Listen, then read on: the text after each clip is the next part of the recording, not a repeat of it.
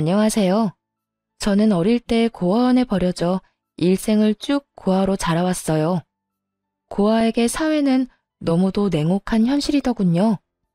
어릴 때 부릴 수 있는 어리광조차 용납해주지 않았죠. 그뿐이면 다행이게요. 성인이 채 되기도 전에 유일한 보금자리인 시설에서 내쳐지는 상황은 절망스러웠죠.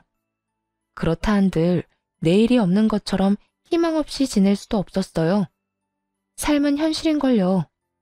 이런 환경에서 자라면서 자연히 도끼가 생겼고 아이러니하게도 제 자산이 되었네요. 많지는 않았지만 자립 정착금으로 5평 남짓한 작은 집을 구했고 남은 돈으로는 학창 시절부터 쭉 구성해온 첫 사업에 과감히 투자했습니다. 우여곡절 많은 삶을 살면서 두려움이라고는 없었으니 가능했던 거죠. 모든 것이 힘겨웠고 첫 사업이기에 불안했지만 다행히도 빚에 허덕이는 힘든 역경 없이 차근히 성장해 나갔네요. 물론 시행착오도 수도 없이 겪었지만요. 그런 시행착오 끝에 30이 다 되어서야 사업은 안정적으로 자리를 잡았어요. 남편은 사업을 막 시작했을 때 뽑은 첫 직원이었어요. 배송과 물류 업무를 담당하는 직원이었는데 일머리가 좋아 남편에게 맡기는 업무가 점차 늘어갔죠. 자리 잡기 전까지 참 많이 의지했던 유일한 직원이었네요. 그래서였을까요? 어느 순간부터인가 공적인 기대는 점차 사적인 관심으로 변해가더라고요. 이런 마음을 알게 된 순간부터 불도저처럼 밀어붙였고 그 결과 남편은 연인이 되었네요. 그때는 이 남자를 놓치면 세상이 무너지는 것만 같았어요. 그런데 그런 남자가 결혼을 하자더군요. 경희야, 우리 곧 1주년이잖아. 연애 기간 1년이면 이제 딱 좋은 것 같다는 생각이 들어. 응? 대뜸 무슨 말이야. 설마 1년 연애했으니 연애 휴식기를 갖자. 뭐 이런 말을 하고 싶은 건 아니지? 그럼 나 너무 속상하고 슬픈데? 아니, 연애 휴식기가 아니라 연애는 그만 끝내자. 우리 이제 연애 말고 결혼하자. 내가 더 잘할게. 이 몇 마디가 왜 그리도 설레었는지 모르겠어요. 고백을 받자마자 시모에게 결혼 승낙을 받기 위해 인사를 갔네요. 시모의 첫인상은 그야말로 완벽했어요. 자상하면서도 또 소녀 같은 그런 분이었거든요. 그런 시모가 제 손을 부여잡고는 남편을 거둬줘서 고맙다고 어찌나 인사를 하던지. 사람 구실도 못하고 지내던 남편이라 걱정이 이만저만이 아니었는데 절 만나고부터 확 바뀌었다면서요. 그땐 반가운 마음에 인사치레를 그렇게 하는 거라 여겼죠. 그런 시모가 참 겸손한 사람처럼 느껴졌어요. 그렇기에 이런 사람들과 가족이 된다는 것이 외로이 살아온 제게 하늘이 주는 선물 같았네요. 경희 씨는 우리 집안의 귀한 사람이야. 내가 정말 딸보다 더 귀하게 대접할게요. 감사합니다. 말씀만으로도 가슴이 벅차요. 저도 부족함 없는 며느리가 되도록 노력할게요. 결혼은 나랑 하는데 왜 자기랑 엄마가 눈이 맞고 그래? 첫 만남인에도 죽이 척척 맞는 우리를 보며 남편은 너스레를 떨며 좋아했어요. 하지만 모순적이게도 이런 상황에 덜컥 겁이 나기도 했어요. 모아 출신을 아시고도 지금처럼 대해주실까? 하는 생각 때문이었죠. 결혼이라는 게 첫인상이 좋다고 모든 걸 인정받을 순 없는 거잖아요. 평생 숨길 수 있는 거라면 좋겠지만 어떻게 부모 없이 자랐다는 걸 숨길 수 있겠어요? 한참 좋은 시간을 나눈 뒤 돌아가기 전 큰 용기를 내어 솔직하게 털어놓았어요. 어머님, 그런데 제가 꼭 드릴 말씀이 있어요. 아마 이 이야기를 들으시면 제가 달리 보이실지도 몰라요. 달리 보일 게 뭐 있겠어? 편히 이야기해봐요. 저 고아원에서 나고 자란 고아예요. 낳아준 부모님이 어떤 분인지조차 모릅니다. 그런 저라도 가온 씨와 어머님의 가족이 될 수 있을까요? 시모는 이 말에 놀라 어쩔 줄 몰라 하셨어요. 하지만 놀람도 잠시 시모는 손을 포개어 잡고는 외롭고 힘든 시기를 이겨내고 이렇게 훌륭히 자란 게 대견하다고 다독여주더군요. 네, 시모는 고아 진경이가 아닌 사람 진경이로 봐주신 멋진 분이었어요. 하지만 시댁 식구 전부가 절 마음에 들어하는 건 제 욕심이었나 봐요. 남편의 하나뿐인 동생인 신우는 제가 고아라는 사실을 뒤늦게 알고는 반대했어요. 그래서 신우로 인해 결혼 전 마음 상한 날도 있었고요. 오빠가 뭐 부족한 게 있다고 고아랑 결혼을 해. 부모가 어떤 사람인지도 모르는 사람을 왜 가족으로 받아들이냐고. 너 말 조심해. 혼자 힘으로 열심히 살아온 사람이야. 네가 그렇게 함부로 판단할 수 있는 여자가 아니라고. 오빠는 창피하지도 않아? 어디 가서 대접도 못 받을 출신 여자를 아내로 맞이한다는 게. 아가씨, 저 아가씨 마음 충분히 이해해요. 하지만 고아라는 이유로 무조건 반대만 하지 말고 평범하게 느끼고 봐줬으면 좋겠어요. 언니라면 그게 될 것 같아요? 왜 우리가 언니 때문에 남들에게 손가락질 받을 일을 감내해야 하는데? 저는 창피해서 싫어요. 평범한 사람으로 자라지 그랬어요, 그럼? 신우의 말에 더 분노한 건 시모였어요. 그런 마음으로 사람을 대하면 안 된다고 크게 나무라셨죠. 그러면서 신우가 아직 어려서 표현이 서툴러 그런 거라며 너무 마음에 담아두지 말라고 위로해 주셨고요. 가연이 너 말 가려 못해? 엄마가 널 이렇게 가르쳤니? 뒷배경이 아닌 사람을 볼 줄 알아야지.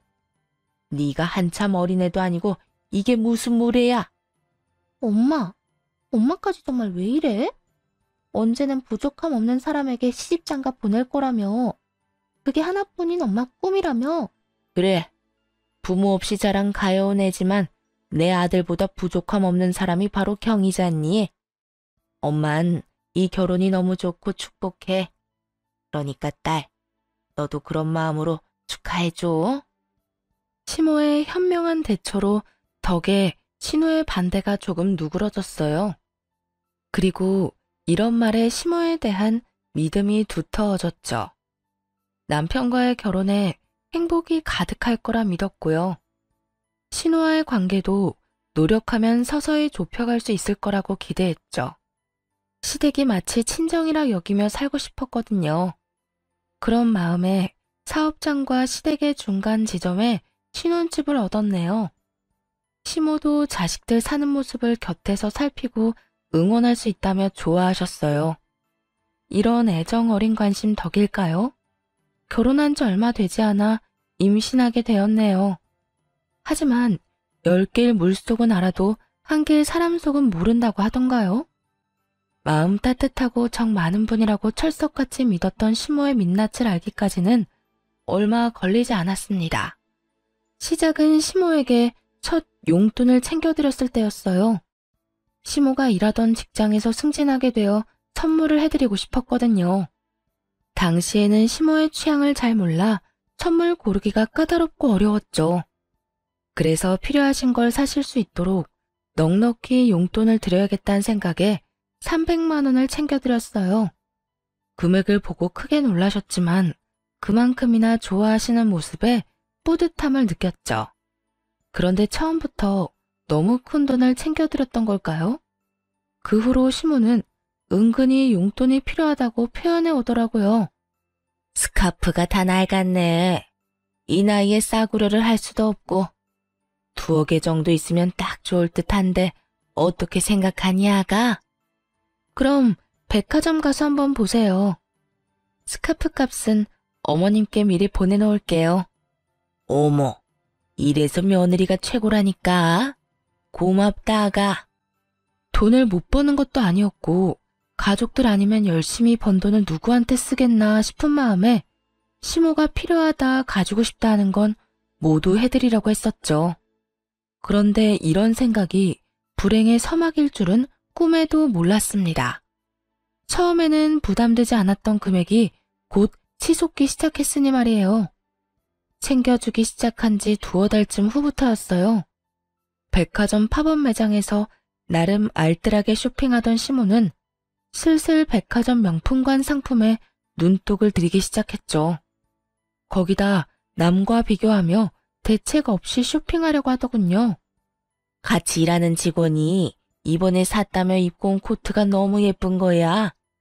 그 옆에 서 있는데 얼마나 내가 후줄근해 보이던지. 이 나이에 그러면 되겠니?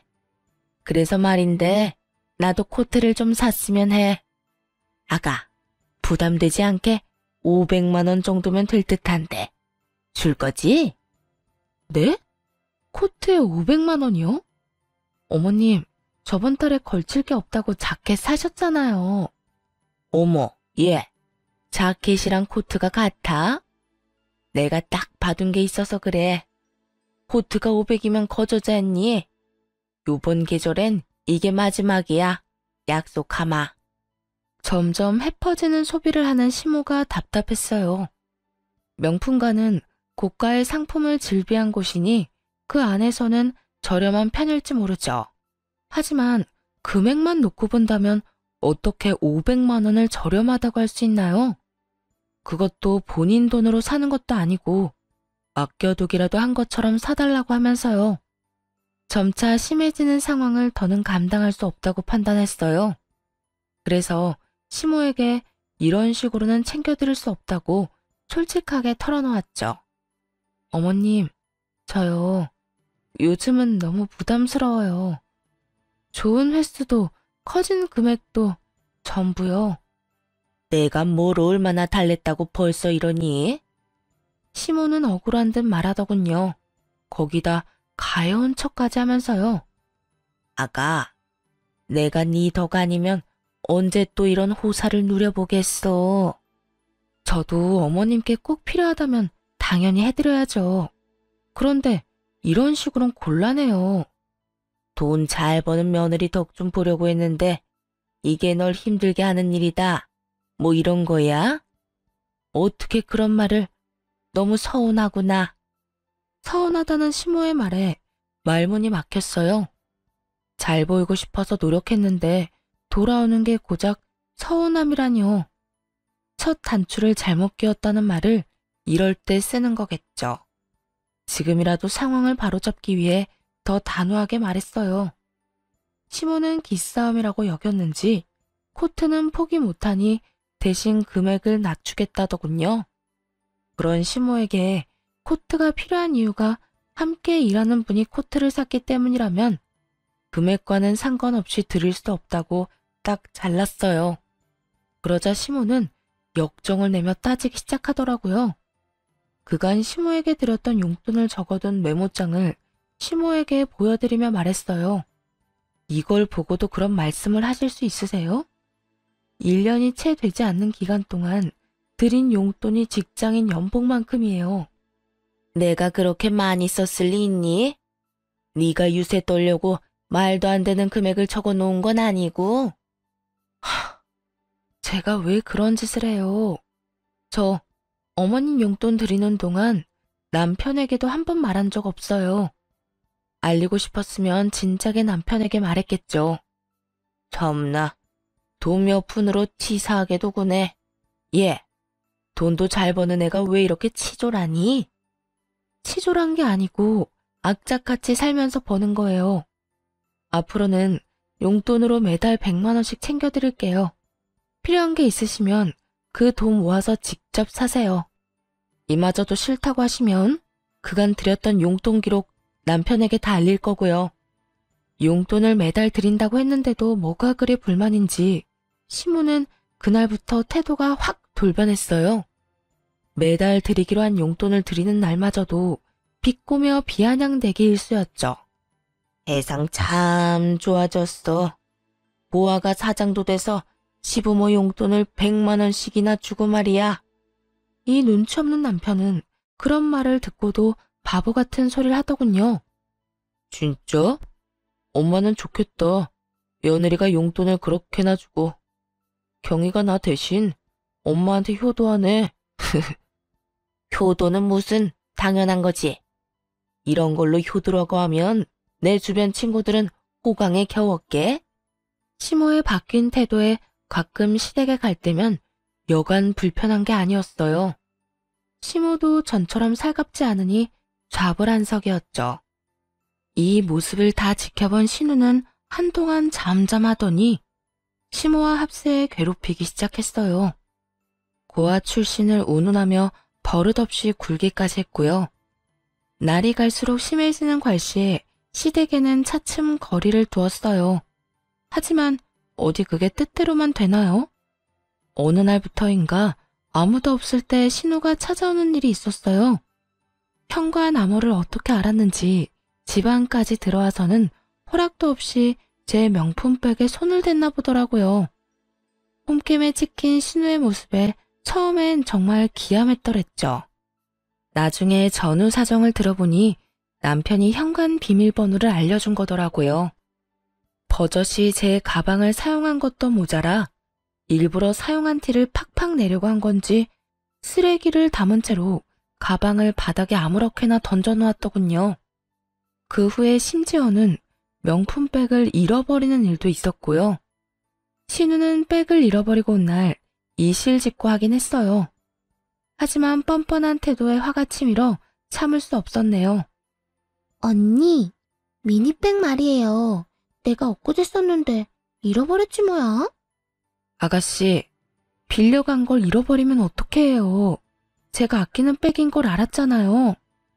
어쩔 수 없었어. 내 패션엔 그게 딱이었단 말이야. 그런데 왜 그렇게 화가 났어요? 왜 화났냐니요. 지금 이 상황에서 침착한 게 더 이상한 거죠. 에이, 언니는 돈 잘 버니까 그깟 명품백쯤은 당장 살 수 있잖아요. 내 마음에도 쏙 들었던 거니까 같은 디자인으로 사다 놔요. 이렇게 뻔뻔히 구는 신우를 더는 두고 볼 수 없겠더라고요. 그래서 그간 고아라며 비꼬던 것까지 일컬어 주의를 주었어요. 아가씨, 정말 너무한 거 아니에요? 그렇게 저더러 고아하면서 못되게 군 것도 그렇고 제 가방을 허락 없이 쓰다 잃어버려 놓고도 사과는커녕 사놓으라고요. 왜 이래요? 제가 틀린 말 한 것도 아닌데. 고아라서 고아라고 한 게 문제될 것도 아니고 새언니가 가난한 것도 아닌데 가방이야 다시 사면 그만이잖아요. 아가씨, 남의 가방을 잃어버렸으면 사과를 먼저 해야죠. 그리고 제 출신이야 어쨌든 지금의 아가씨의 윗사람이에요. 버릇없이 굴지 말라고 말하는 거예요, 지금. 앞으로는 예의 갖춰요. 신우를 따라 집에 왔던 시무는 이 대화를 들었나 보더군요. 그리고 모든 상황을 알고 있음에도 신우가 아닌 저를 나무랐습니다. 듣자 하니 내가 말을 안 할 수가 없구나. 예, 내 딸이 틀린 말 했냐? 네가 고아인 건 사실이지 않냐? 네가 고아인 걸 네 부모 탓을 해야지. 왜 엄한 내 딸한테 성을 내? 너 그거 자격지심이야. 그리고 가방이야 또 사면 되는 것 아니냐? 그깟 가방이 뭐라고 니까지 깨를 혼내려 들어? 예, 귀한 내 자식한테 함부로 굴지 마렴. 알겠니? 엄마, 나 정말 속상해. 내가 뭘 그렇게 잘못했다고 이렇게 대하냐? 그치? 언제는 저도 이제 가족이라면서요. 가족이니까 아가씨가 잘못한 부분에 대해 말한 건데 제가 자격지심이네 하는 말까지 들어야 하나요? 이게 유치하게 편든다고 해결되는 문제인가요? 도대체 어머님도 아가씨도 왜 그러시는 건데요? 이날 알게 된 사실이 하나 있었네요. 제가 이 집에서 왕따를 당하고 있다는 사실이요. 이런 상황에서 남편은 입도 뻥긋하지 않더군요. 잘못을 하지 않은 제가 이렇게 몰렸음에도 말입니다. 상황을 이해해 볼 생각조차 하지 않았던 거죠. 그날 집으로 돌아와 놀러왔던 화를 터뜨렸어요. 왜 그 자리에서 가만히 있었어? 자기 가족만 가족이고 나는 남이라 이거야? 왜 내가 피해를 보고도 욕을 먹어야 하냐고. 왜 그렇게 열을 내? 내가 그 자리에서 자기 위한다고 끼어들었으면 편 나눠 싸우는 꼴밖에 더 듣겠어? 편을 나누자는 게 아니라 내가 잘못하지도 않았는데 자기 가족들한테 그런 대우를 받고 있으면 제지를 해야지. 자기 가족들이라니?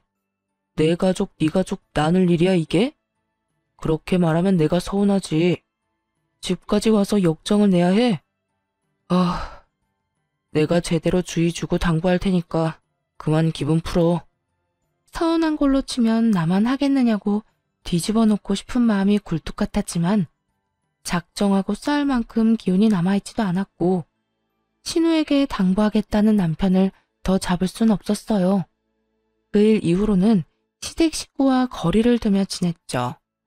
일에 집중하며 바쁜 날을 보내니 시댁 식구와 함께할 시간이 현저히 줄기도 했고요. 그렇게 지내는 사이 첫 아이를 출산하게 되었네요. 사업체를 관리하는 일을 남편에게 맡기고 아이에게 전념했어요. 임시적인 남편에게만 맡길 순 없어서 중대한 사항이나 결정은 제가 처리했지만요. 남편은 전보다 많아진 업무량으로 힘들어했고 또 버거워했어요. 대신 밖에서 고생하는 남편을 위해 집안 살림에는 손 하나 까딱하지 않도록 신경 써줬죠. 네, 독박 육아와 독박 살림을 해왔던 거예요. 이렇게 전투적으로 살다 보니 정말 힘겹더라고요. 아이의 돌 전까지만 참아보자는 마음으로 이 악물고 주부로 지냈네요. 그런데 아기가 10개월쯤 되었을 무렵 가족이라는 이 구질구질한 인간들을 인생에서 완전히 도려내야겠다고 다짐하게 되었습니다. 모전자전이라고들 하잖아요. 시모가 그랬던 것처럼 남편도 마찬가지더라고요. 여태 숨겨온 탐욕을 드러내기 시작했죠. 저를 대신해 사업체를 운영하던 남편은 자신이 회사 관리를 잘하고 있다는 것에 의기양양했어요. 그때까지만 해도 남편에게 깊은 고마움을 느꼈었죠. 자기야, 나 사업이 체질인가 봐. 요즘 일이 재밌다는 걸 느낀다니까. 그렇게 느껴줘서 너무 고마워. 내 몫까지 해주느라 많이 힘들었을 텐데. 오빠가 잘해줘서 나도 내 조를 열심히 하게 돼. 하지만 칭찬 몇 번에 이 얌체 같은 인간은 기고만장해져서는 제게 확인받아야 할 사항까지 멋대로 정하기 시작했어요. 결국 이로 인해 부부싸움까지 잦아진 것은 물론이고 이를 수습을 위해 애를 들쳐업은 채 뛰어다니는 수고를 해야 했어요. 그런데 이 남자 어쩜 이리도 뻔뻔할 수 있을까요? 남편은 자기가 잘하는 모습만 눈에 보이는 건지 자신이 원래 사업 수완이 좋은 사람이라며 매출을 운운하며 욕심을 드러내더군요. 당신 이번 매출 보고 받았지? 내가 1인 받고 운영하는 기간 동안 매출 확 오른 거 말이야. 응, 저번 주에 전달 받았어. 수고 많았어, 오빠. 그래도 주말까지 나가지 말고 하루쯤은 가족이랑 시간도 좀 보내줘. 애가 요즘은 부쩍 오빠한테 안 안기잖아. 나도 그러고 싶지. 그런데 잘 된다고 손 놔버리면 망하는 건 한순간이야. 말 나온 김에 하는 말인데 이참에 당신이 쭉 애 보면서 집안일해. 애도 나한테 잘 안 오는데 뭐. 내 내조나 하면서 편히 지내면 되겠네. 회사도 회사 직원들도 그 편이 훨씬 좋잖아. 사장이라고는 해도 당장 일 못하는 당신보다 소원 좋은 애가 나을 것 뻔하고. 이게 무슨 말 같지도 않은 소린가요? 짐작은 하고 있었지만 이렇게 직접 들으니 황당하기 그지없더군요. 눈 한 번 깜빡이지 않고 주접떠는 남편의 모습에 기가 찼어요. 매출이 왜 높아졌는지 그 이유를 정말 몰라? 무슨 말도 안 되는 소리를 그리 정성스럽게 해. 어이가 없네. 착각하지 마. 당신이 능력이 좋아서 끌어올린 매출 아니거든. 그리고 애가 평생 젖먹이도 아닌데 내가 애만 끼고 있을 건 또 뭐야? 정 니일 내일 성 긋고 싶은 거면 앞으로 당신이 주부로 지내면 되겠네. 넌 무슨 말을 그따위로 해? 내가 그간 노력한 수고를 그렇게 무시하고 싶냐? 회사에 도움되는 건 나야. 회사를 차리기만 했지 네가 한 게 뭐냐? 이만큼 키워놓은 건 전부 내 노고잖아. 그렇게 자신만만하면 내 밑에서 일하지 말고 당신 일을 차려서 하지 그랬어? 그럴 배포도 없으면서 이제 와 무슨 헛소리야. 그래서 지금이라도 잘해보겠다잖아. 그런데 아니라는 사람이 이리 해박 놓으면 되겠냐? 나한테 회사 넘기면 엄마나 동생도 널 고하라고 깔보는 짓도 안 할 거 아냐. 되려 너한테 고마움을 느끼고 잘해주겠지. 넌 사업하던 애가 그런 계산도 안 돼? 이게 다 전부 너한테 좋은 일이라는 걸 왜 몰라? 이 무슨 어린애 말장난 같은 소리인가요? 모든 청춘을 쏟아부어 읽어온 제 이름의 사업체에 낯짝 두꺼운 인간이 숟가락만 얹으려는 거면서 말이죠. 마치 자기가 다 이뤄낸 성과인 것처럼 말하는 것도 우스운데 자기 가족을 들먹이며 이제라도 이쁨 받으려면 사업을 넘겨주라뇨? 이러려고 제 모든 걸 걸고 키운 사업이 아닌데 말입니다. 경솔하게 나불거리는 남편의 주둥이에 화가 솟구쳤어요. 당장이라도 이 인간의 머리채를 잡고 싶은 심정이었죠. 본때를 보여줘야겠다는 생각에 집안을 엎으려던 그 순간 도어락 소리가 들리더니 현관이 덜컥 열리더군요. 자칭 제 가족이라는 그 인간들이 집 안으로 들어온 거였죠. 갑작스러운 시댁 식구의 등장에 난리치려던 걸 멈추었어요. 어머님, 아가씨, 갑자기 연락도 없이 집에는 무슨 일이세요? 내가 불렀어. 타이밍 딱 맞춰 잘 왔네. 갑자기 그게 무슨 말이야? 나한테 언질도 없었잖아. 가족이 집에 오는데 꼭 말을 해야 해. 이 중대한 사항을 우리 둘의 의견으로만 결정할 순 없잖아. 그래서 가족 회의를 좀 해볼까 싶어서 불렀지. 놀러 오라더니 어떤 중대한 사항? 너희 무슨 일 있는 거니? 저는 물론 시모와 신우까지도 가족 회의라는 소리를 듣고 당혹스러워했어요. 남편만이 아랑곳 않고 말을 이어갔죠. 오늘 가족 회의 주제는 자신이 사업체를 넘겨받아 운영하는 것에 대해서라더군요. 이 말을 들은 시댁 식구는 눈빛이 싹 돌변하더라고요. 이렇게 뜸들일 게 아니라 어서 앉아 이야기를 나누자는 듯 손짓하며 자기들은 자리에 앉고 저더러는 과일을 좀 내오라는 시모. 그리고 신나서는 그 뒤를 따르는 신우까지. 그렇게 얄미울 수가 없었죠. 대충 과일을 챙겨가 앉자 남편이 입을 열었어요. 내가 경희사업체를 이름받아 운영하는 동안 매출이 많이 올랐어. 그래서 이참에 내가 일을 아예 넘겨받았으면 해. 경희는 나와 다른 생각이고. 다른 생각이라니? 남편이 일에 전념하겠다는데 반대라도 했단 거야? 이런 거면 당연히 네가 사업체 관리를 이어가야지. 어머님, 제 사업체예요. 이런 주제로 가족회의를 한다는 것조차 말이 안 된다고요. 오셨으니 그냥 편히 쉬다 돌아가세요. 어머? 얘, 말이 왜 안 되니? 막말로 고아가 사장인 건 말이 되니? 그런 사업은 어딜 가나 길을 못 펴요. 이참에 넌 네 애나 잘 키워보렴. 사업체도 키워봤으니 애는 더 잘 키우겠지. 남편 하는 일에 여자가 나서면 부정 타는 거야. 언니, 막말로 애가 이렇게 어린데 나가서 일을 하겠다는 건 애까지 힘들게 만드는 거잖아요. 그냥 오빠랑 엄마 말처럼 사업 넘겨요. 역시 엄마랑 가연이는 머리 회전이 빠르다니까. 다수결로 이미 정해진 거나 다름없네.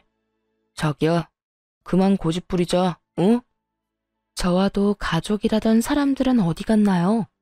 자기들끼리 손을 마주잡고 호들갑을 떨어대더군요. 말도 안 되는 걸로 가족회의를 한 것도 모자라 마치 제가 고집을 부리고 있는 모양새로 만드는 것이 참을 수가 없었어요. 단전에서부터 펄펄 들끓는 무언가가 치솟았고 약간의 이명을 느끼면서 이성을 잃고 고함을 쳤습니다. 이게 가족이에요? 자기들끼리 작당 모의에서 나 하나 쫓아내는 게 무슨 가족이냐고. 어머 얘가 왜 이래? 수작질이라니. 우리가 무슨 수작을 부렸다는 거니? 이게 수작이 아니면 뭔가요? 분명히 해두는데 내가 그 회사 사장이에요. 당신도 똑똑히 기억해. 그 회사에 다닐 수 있던 건 고용주인 내가 당신을 고용해 주었기 때문에 가능했던 거라는 걸. 자기 정말 미쳤어? 지금 위치가 어떤지 가늠이 안 가? 집에만 있더니 감이 떨어진 거냐고. 지금 그 회사의 실세는 나야. 실세? 미친 건 오빠 너겠지. 클릭 몇 번이면 실업자 되는 거 순간이야. 가족회의를 빙자한 수작질 작작하고 그만 돌아가세요. 당신도 나가. 이 집에서 당장 나가. 그날 그렇게 유일한 가족들을 집에서 내쫓았네요. 가족이라는 이유로 제 모든 걸 망치는 그 인간들을 두고 볼 수 없었으니까요. 그 후 남편 모르게 변호사를 통해 이혼을 준비하기 시작했어요. 이때만 해도 고부 갈등으로 이혼하는 식으로 계획했었죠. 그간 고아라는 이유로 괴롭혀온 시댁의 행실을 곱게 넘어가주고 싶지 않았거든요. 남편 역시 시모와 신우랑 하등 다를 것이 없었잖아요. 연애할 땐 고아가 대수라는 듯 대했지만 막상 결혼하고 나니 제가 고아라는 사실이 팩트라는 인간이니 말입니다.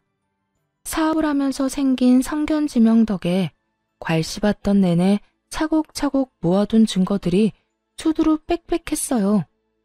그러니 이혼 계획도 수월하게 준비할 수 있어 어려움도 없었죠. 이혼 소송은 꽤 기간이 필요하다고 하기에 그동안은 남편이 덕본 것들을 하나씩 차근히 빼앗아 오겠다 마음먹었어요. 자신의 탐욕이 불러온 파국을 온몸으로 느낄 수 있도록요. 가장 먼저 한 일은 제 회사에서 당장 해고하는 것이었네요. 물론 해고장은 남편이 지내고 있던 시댁으로 보냈고요. 아니나 다를까 그 서류를 받자마자 남편은 곧장 찾아왔어요.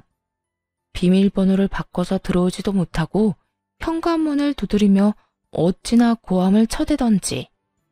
야, 문 열어. 문 안 열어?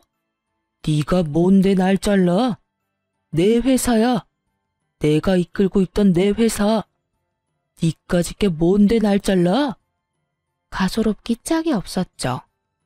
그 인간에게 대꾸하기 위해 인터폰을 눌렀어요. 네 회사?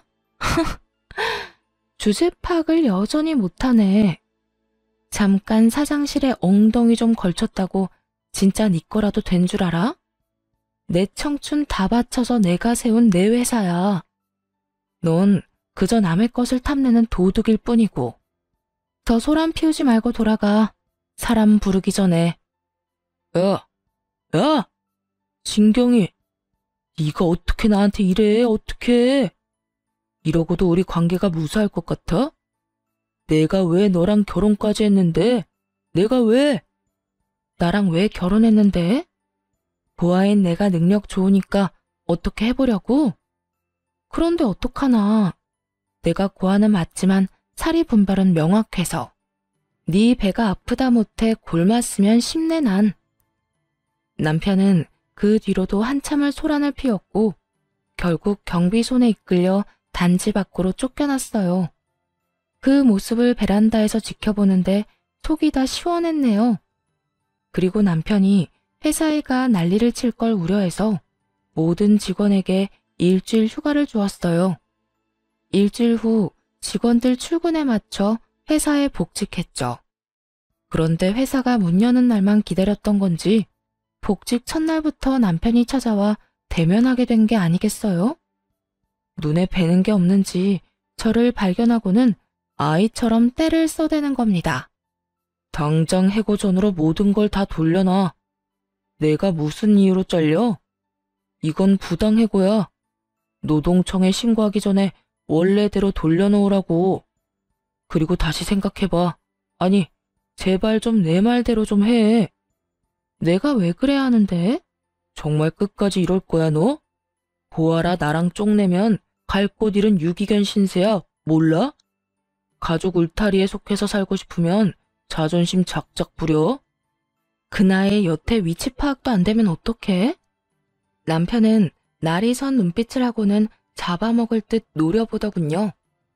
하지만 고작 그 정도로 주눅이 들 제가 아닌걸요. 저는 그런 남편에게 눈 하나 깜빡하지 않았어요.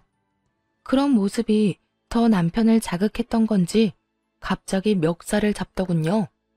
태어난 것 자체가 죄라 부모한테 버려진 년을 돈 많은 거 하나 보고 걷어줬더니 이렇게 내 뒤통수를 쳐? 이래서 천한 신분인 것들은 상종하면 안 되는 거야. 너처럼 은혜를 원수로 갚으니까. 모욕적인 말을 쏟아내기 무섭게 우리에게 다가온 한 중년 여성으로 인해 마찰음과 함께 남편의 고개가 돌아갔습니다. 남편은 그 힘 때문에 제 멱살을 잡고 있던 손까지 놓치며 휘청거렸죠. 그 여성은 벙친 남편을 향해 삿대질까지 해대며 분개했어요. 한낱 벌레만도 못한 너 따위가 뭔데 내 딸을 함부로 대해? 네가 뭔데? 내 딸 인생엔 그 누구도 관여할 수 없어. 그게 부모인 나라고 해도. 그런데 감히 니깎게 내 딸을 모욕한 것도 모자라 멱살까지 잡아? 누구세요? 진경이, 이 사람 누구야? 누군데 내 뺨을 갈기는데? 나? 내 딸한테 빌붙는 쓰레기 치우러 온 사람이다. 왜? 앞에서 말한 것처럼 저는 부모 얼굴도 모르고 자랐어요. 그랬죠. 그런데 기적처럼 1년 전 저를 버린 엄마와 연락이 닿은 일이 있었거든요. 물론 처음엔 믿지 못했어요. 아니, 믿고 싶지 않았습니다. 나를 등진 부모와 마주한다는 건 평생을 홀로 자라온 외로움보다 더 두렵게 느껴졌으니까요. 하지만 버린 이유는 궁금하더군요. 몇 날 며칠을 연락해 딱 한 번만 만나고 싶다고 애원하는 엄마의 모습에 스스로 여러 핑계를 대며 만나러 갔었죠.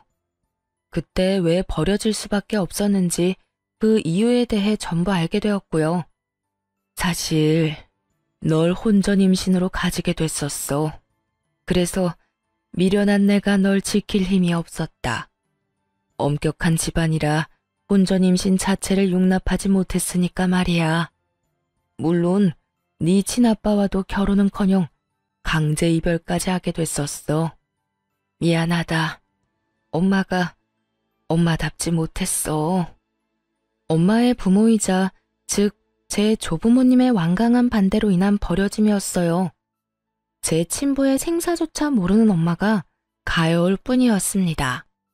엄마는 저를 고아원에 버린 그날 자신이 완전히 독립해서 누구에게도 휘둘리지 않는 주체적인 삶을 살겠다고 다짐했다더라고요. 그리고 그 후 이 악물고 살며 사업을 일궜고 해외에 공장까지 두게 된 성공한 CEO가 될 수 있었다고요. 어쩌면 제가 엄마를 많이 닮았던 건지도 모르겠네요. 엄마는 조부모의 품에서 벗어난 후 저를 찾아 나섰지만 꽤 흘러버린 세월에 딸을 다시 찾는 게 쉽지 않았다고 해요. 하지만 저를 찾겠다는 일념으로 많은 비용을 써가며 백방으로 찾아다녔고 그 덕에 이렇게 재회할 수 있게 된 거였죠. 엄마는 이제라도 그동안 못해준 것을 해주며 저를 위해 살고 싶다며 눈물로 호소했어요. 경이야, 이 못난 엄마를 용서하라고 하지 않을게. 제발 네 곁에서 챙겨줄 수 있기만 해주면 안 되겠니? 이제 와서 절 챙겨준다고 뭐가 바뀌나요? 엄마라곤 하지만 당신은 제게 그저 낯선 사람일 뿐이에요. 버릴 수밖에 없다고 생각했던 그때 날 좀 가엾게 여겨주지 그랬어요. 무슨 수를 써서든 품어야겠다고요? 지금 말고 그때 날 책임져야겠다는 그런 포부를 좀 갖지 그랬어. 하지만 당시엔 원망과 깊은 상처로 엄마라는 존재를 거부했어요. 그렇기에 남편에게조차 친모를 만났었다는 사실을 밝히지 않았고요. 그리고 그 한 번의 만남 이후엔 만나려 하지 않았죠. 그러나 저 역시도 한 아이의 엄마잖아요. 아이가 크는 모습을 보며 많은 생각이 들더군요. 내 부모도 내가 커가는 모습을 보면 얼마나 좋아했을까? 나처럼 이렇게 행복하다고 느꼈을까? 하는 생각들요. 그러다 보니 서서히 엄마의 마음도 이해하게 되더라고요. 이제라도 내게 모든 걸 해주고 싶다는 그 마음 말입니다. 남편의 뺨을 대차게 날리던 그날은 엄마의 마음을 받아들이기로 결심하고 먼저 연락을 해 엄마와의 약속을 잡은 날이었어요. 사업을 한다는 걸 알고는 이 부분에서 도움을 주고 싶어 하셨거든요. 이런 사실을 알 리 없는 남편은 제 엄마를 앞에 둔 것도 모르고는 보아 운운하며 막말을 해댄 겁니다. 그날 엄마는 제 묵은 체증이 싹 가실 정도로 남편을 짓밟아 주었네요. 버러지만도 못한 놈, 인간 같지도 않은 네 놈이 내 딸에게 무슨 행패야? 내 딸 사업체를 탐낸다던 놈이 너지? 다시는 그런 꿈도 못 꾸게 해줄 테니까 각오해. 당신이 뭔데? 자식 버리고 떠난 사람도 부모라고 이제와 부모 행세야? 누가 그런 말하면 겁이라도 먹을 줄 알아? 겁이라고 했니? 너야말로 지금부터 겁먹어야 할 거야. 네가 이 회사에 다니면서 저지른 만행이 다 까발려질 테니까.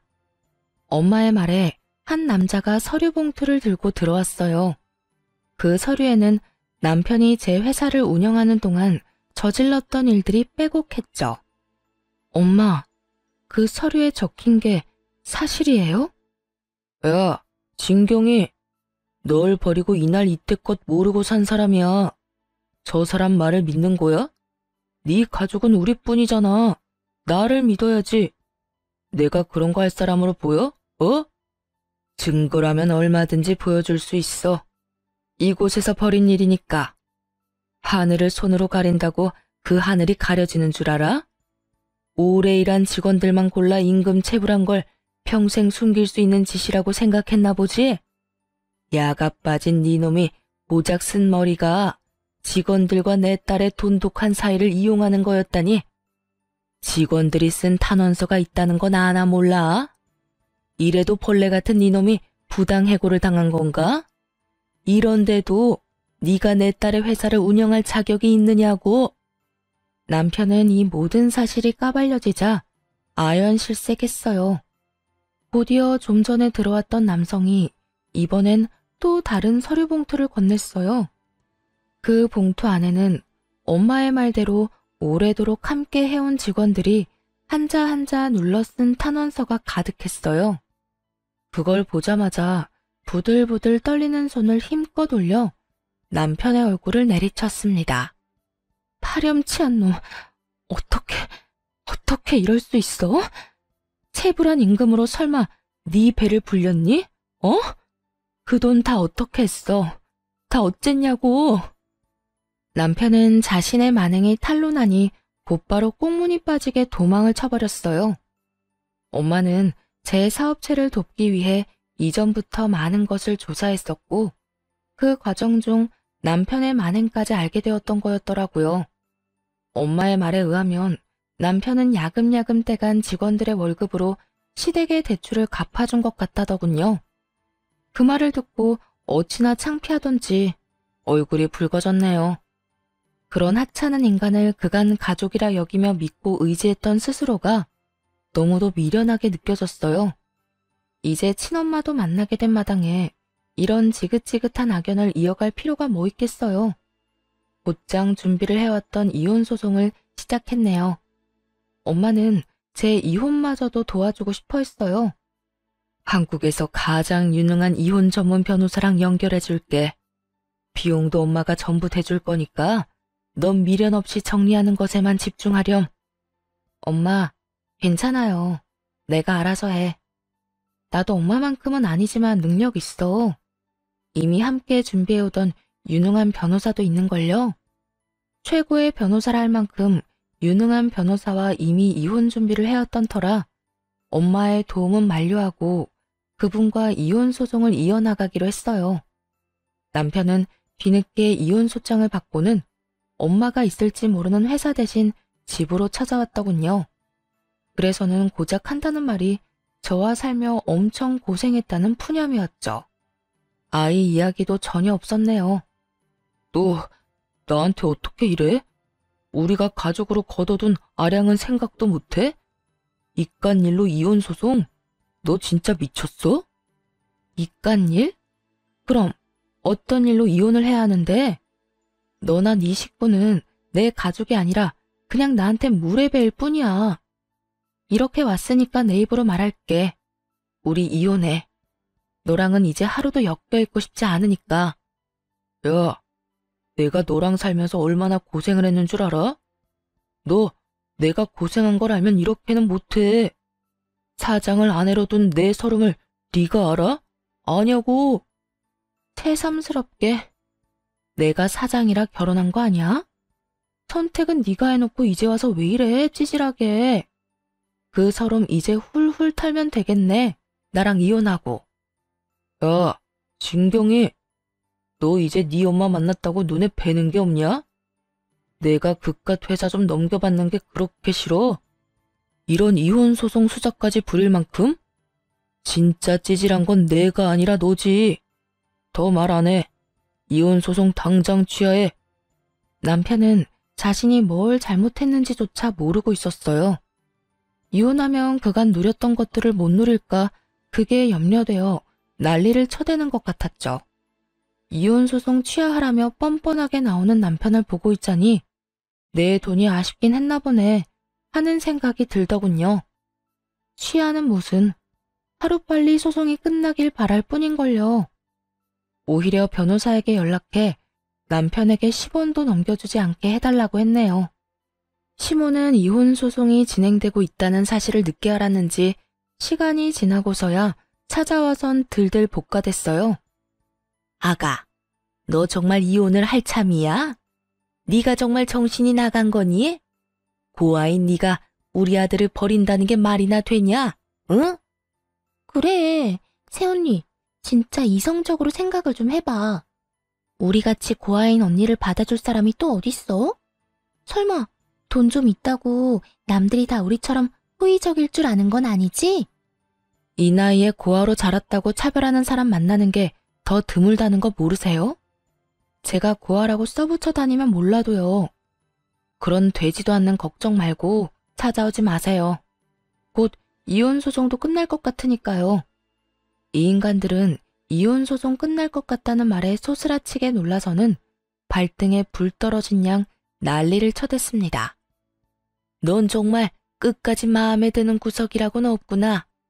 다 끝날 것 같으면 이혼 그까짓 거 하렴. 나라고 고아인 네가 마음에 들어 잡아두려던 건 아니니까. 예, 부부는 공동재산인 거 알지? 재산 분할 제대로 해. 그래, 이혼 그깟게 뭐 흠이라고. 우리 오빠가 언니 대신에 회사 운영했던 몫까지 톡톡히 내놔요. 우리 오빠가 고아인 언니 데리고 살던 것까지 다 돈으로 갚으라고요. 그 밥에 그 나물이라더니 어쩜 남편이고 시댁 인간들이고 이리도 똑같을 수가 있는지 신기할 정도였네요.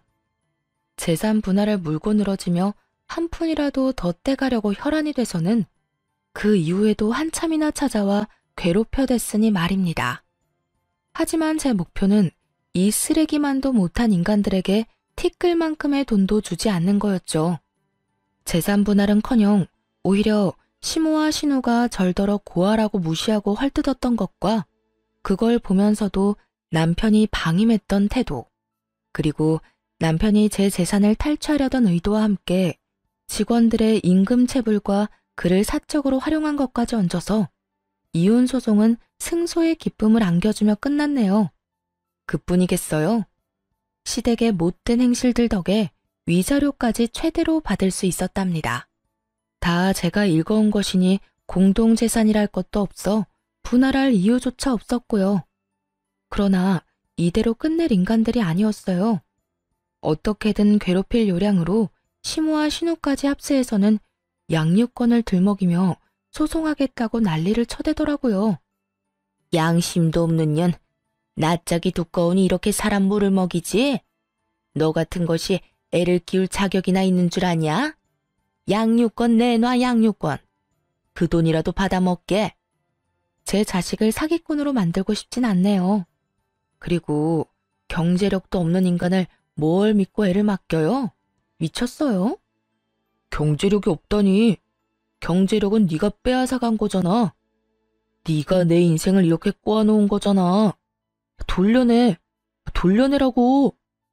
사람이 이렇게 추잡스럽게 미치면 어떻게 해.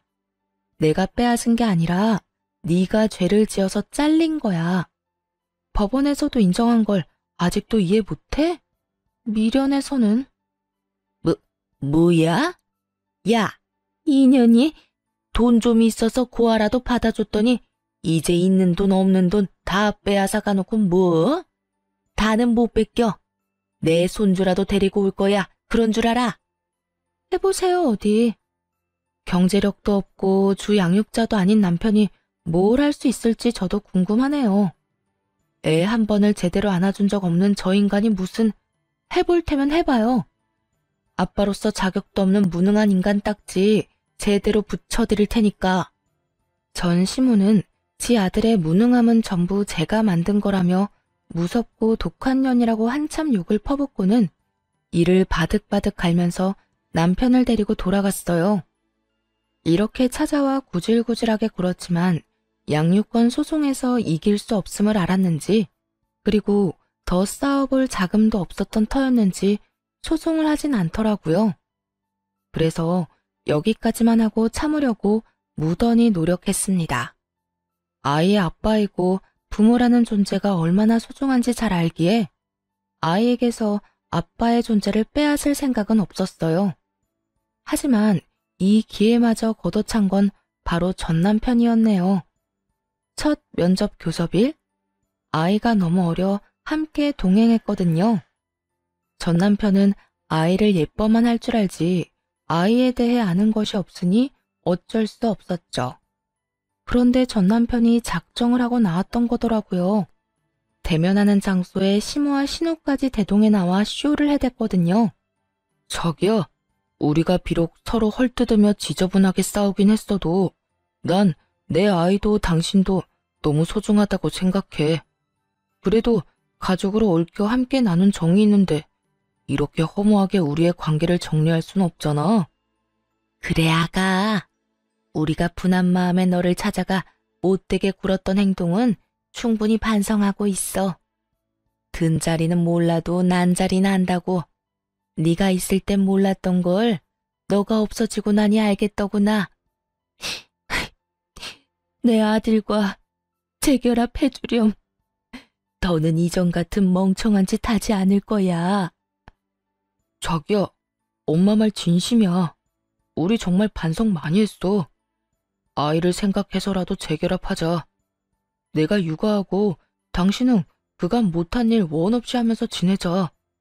당신 회사 탐내는 그런 바보 같은 짓 절대 안 할게. 전 남편의 말 한마디 한마디가 전부 황당했지만 더 놀라웠던 건 바로 전 시모의 태도였습니다. 어찌나 연기를 잘하던지 눈물 콧물을 흘려대며 이제야 제 소중함을 알겠다고 하는데 어찌나 어이가 없던지. 얼마 전 이를 바득바득 갈며 분노하던 모습은 온데간데 없더라니까요. 그뿐인 줄 아세요? 전 신우는 또 어떻고요? 다시는 고아 운운하며 비난하거나 얕보지 않겠다면서 휴지로 눈물을 훔치는데 그건 그것대로 가관이었어요. 언니한테 그동안 얼마나 무례했는지 너무 늦게 알아서 미안해요. 제발 다시 돌아와줘요. 돌아와만 주면 앞으로는 윗사람으로 깍듯하게 대할게요. 진심으로요. 자기야, 우리 가족이 이렇게 당신을 원해. 우리 정말 깊이 뉘우치고 미안해하고 있어. 나 당신 정말 사랑했고 여전히 사랑해. 없어 보니까 알겠더라. 그동안 잘못했던 거 재결합해서 함께하는 동안 열심히 갚을게. 나도 그리고 내 가족들도. 그러니까 기회를 줘. 전 시댁 식구들의 말을 쭉 듣다 웃음이 터졌어요. 한참을 웃자 서로 눈치를 보며 따라서 희죽거리더군요. 그런 전 시댁 식구에게 싸늘한 표정을 하고는 말했습니다. 이혼 서류에 잉크가 다 마르지도 않았는데 이게 무슨 개수작일까? 당신들이 날 고발하며 괄시했던 내용이 여전히 고스란히 남아있는데 정신 차릴 겸 한번 들려드릴까요? 진짜 대단들 하네요. 돈이 있다 없으니까 미칠 것 같던가요? 발칙하기 짝이 없네. 그러게, 있을 때 잘 좀 하지. 자기야, 무슨 말을 그렇게 해. 우린 전부 진심이야. 우리 가족은 널 그리워하고 있다고. 날 그리워해? 내 돈이 필요한 걸 누가 모르니? 고아 고아 하더니 정말 저는 평생 고아로 살 운명인가 봐요. 나한테 이러는 당신들 꼴이 너무 우습고 천박해 보이니 말이에요. 다들 정신 좀 차리세요. 남 등쳐먹고 살 궁리 그만하시고. 이 말에 갑자기 전 남편은 오열을 하며 포효했어요. 그리고 곧 이러는 이유를 알게 되었죠. 내가 이 나이에 무슨 일을 할 수 있겠어. 너랑 헤어지고 땡전 한 푼 없는 몸으로 뭐라도 하겠다고 택배일 시작했는데 지금 그마저도 잘려서 일용직을 해야 할 판이야. 나 정말 네 회사 욕심내지 않을게. 제발 날 좀 받아주면 안 될까? 예, 우리도 위자료 준 돈 메꾸느라 너가 줬던 명품 백이고 옷이고 다 팔았다. 내가 이 나이 먹고 후줄근한 모습으로 나다니는 게 창피해 미칠 지경이야. 제발 내 위신 좀 되찾게 도와주렴, 응? 언니, 제발 사람 살린다 생각하고 우리 좀 받아줘요. 부탁이에요. 어찌나 돌아와달라 애원을 하던지요. 하지만 그런 전 시댁 식구들의 모습에 동요하지 않았어요. 불쌍하긴커녕 되려 더 괘씸하게 느껴질 뿐이었죠. 마지막으로 제대로 짓밟아주고 싶다는 생각마저 들더군요. 아, 참 다들 재미있네요. 안 하던 짓을 하니까 흥미는 좀 생겨요. 그런데 어쩌나? 당신들과 함께한 모든 날이 나한테 지옥 같았어. 그래도 그 덕에 부자 엄마와 연도 닿고 얼마나 다행인지 몰라요. 그런데 다시 재결합이라니 무슨 그런 끔찍한 소리래요? 부자 엄마라니? 아가, 널 버린 사람이 부자란 거야?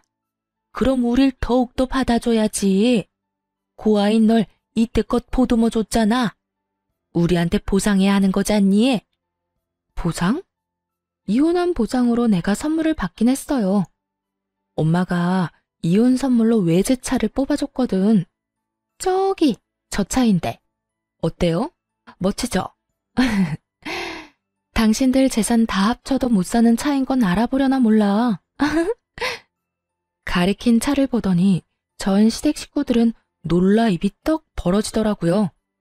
그런 전 시댁 식구에게 한 번만 더 양육권이네 재결합이네 하면서 심기를 건드렸다간 이렇게 깔끔히 끝나진 않을 거라는 말과 함께 양육비도 됐으니 애볼 생각은 추호도 말라며 엄포를 놓았어요. 참, 어차피 양육비 줄 형편도 못 되지? 그래, 그 돈 평생 주지 마. 너 같은 아빠를 둔 창피를 내 자식이 감내하느니 아빠 없다 생각하며 사는 게 낫지 않겠어? 네 생각도 그럴 거라고 생각해. 그럼 다신 보지 말자. 제 말 허투루 듣지 마세요. 예, 아가, 안 된다. 그냥 이렇게 가면 안 돼. 제발 이렇게 모질게 굴지 말아주렴. 제발.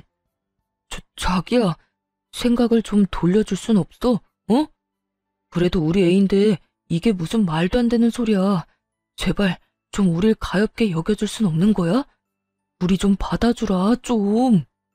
아이를 안고 그곳을 나가는 그 순간까지도 전 시댁 식구와 전 남편은 바짓가랑이라도 붙잡을 태세로 쫓아나왔어요. 하지만 깡그리 무시한 채 멋들어지게 외제차를 몰며 돌아왔답니다. 사이드미러에 비친 전 시댁 식구의 모습은 그야말로 통쾌하기 짝이 없었네요. 제 차를 주차했던 자리에 그대로 주저앉아 깡을 치며 울던 모습을 마지막으로 그렇게 전 남편과 전 시댁 식구와는 깨끗이 끝이 났네요. 지금은 인생을 충분히 즐기며 살아가고 있어요. 아이도 꽤 자라 어린이집을 다니며 행복한 나날을 보내고 있답니다. 물론 사업에 열중하느라 눈코 뜰 새 없이 바쁜 날의 연속이지만 그럼에도 육아 역시 놓지 않고 충실히 해내고 있어요. 친엄마와는 자주는 아니지만 종종 연락하고 지내고요. 한국에 들어올 때면 하나뿐인 손주라며 그리도 챙기세요. 제게 주지 못했던 사랑을 제 아이에게나마 모두 베풀 거라더니 지금껏 그 말씀을 지켜주고 계시네요. 손주를 보고 싶다고 해외에 나가 있는 동안에도 매일같이 영상통화를 하며 애정을 보여주시고요. 아이가 아빠의 빈자리를 느끼면 어쩌나 하는 고민도 있었지만 친엄마와 제 노력을 알아주는 건지 씩씩하고 명랑하게 자라주고 있어요. 이렇게 이혼 후 워킹맘으로서 씩씩히 해내고 있네요. 이혼을 통해 탐욕이 얼마나 무서운 건지 알게 되었던 것 같아요. 욕심이 눈을 가렸을 때 닥치는 위기는 참 위험한 거라는 것도요. 제 것에 충실하고 열심히 하는 것만큼 안정적이고 보람찬 것도 없다고 생각해요. 그래서 모든 열정을 제 삶에 쏟게 되네요. 앞으로도 지금처럼 저와 제 아이에 집중하며 우리 가정의 행복을 위해 살려고요. 한부모 가정이기는 해도 아이에게 그늘이 생기지 않도록 모든 사랑을 다 줄 생각이네요. 그렇게 소중한 제 아이와 저 자신을 지킬 거예요. 사연을 들어주신 많은 분께 감사한 마음 전하며 이만 마칩니다. 좋은 날